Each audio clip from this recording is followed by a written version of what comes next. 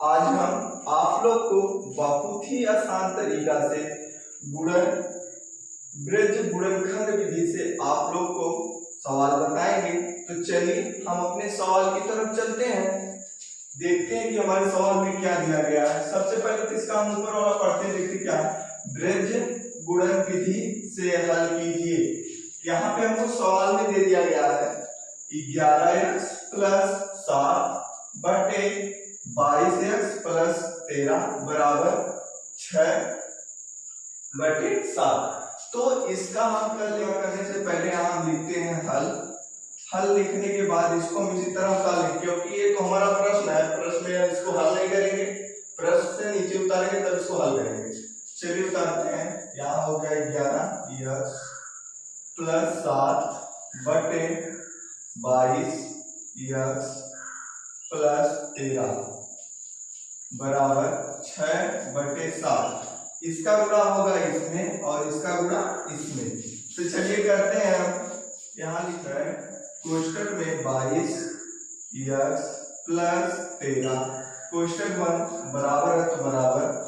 अब इसके बाद 7 कोष्टक में 11x प्लस 7। चलिए इसका गुणा करिए।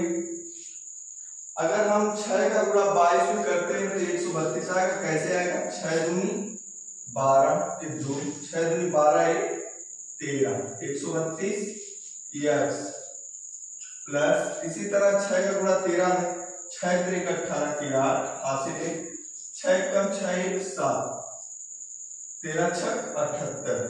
इस तरह फिर इसके बराबर इस तरह हम करते हैं। अब यहाँ 7 का गुणा हम करेंगे 11 में, इसी जैसे इसका गुणा इसमें होगा उसी तरह 7 का गुणा 11 है इसमें। तो चलिए करते हैं। 7 1 कम 7 7 1 कम 7 11 7 77 प्लस अब 7 का गुणा 7 में करेंगे तो 7 7 49।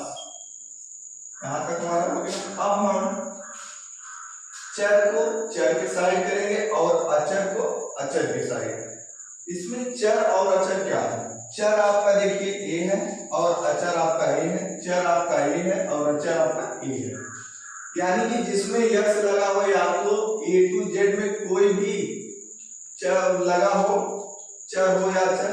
अगर अचर होगा तो इस तरह अंक में होगा, और चर होगा तो ABCD के रूप में होगा इसी के साथ। अब देखिए हम एक साइड करते हैं 132x माइनस, अब यहाँ पे 77 है, यहाँ प्लस था इसलिए इधर आएगा कि माइनस बनाएगा। यहाँ हो जाएगा 77x बराबर 49 है, प्लस में 49 यहाँ लिख लीजिए। फिर इसके बाद यहाँ माइनस में अब यहाँ 78 है,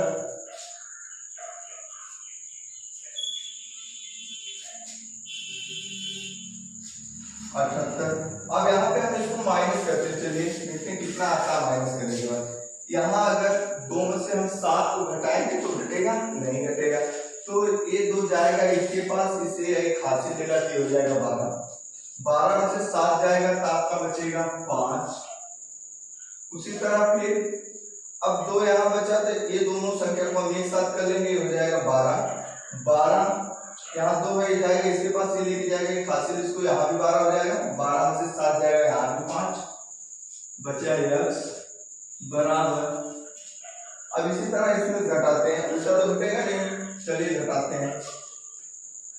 यहाँ 8 में से 9 को अगर हम घटाते हैं तो नहीं घटेगा, ये जाएगा इसके पास एक हासिल लेगा तो ये हो जाएगा 18।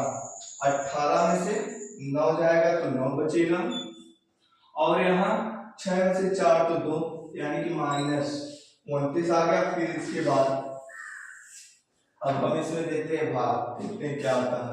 यहाँ हो गया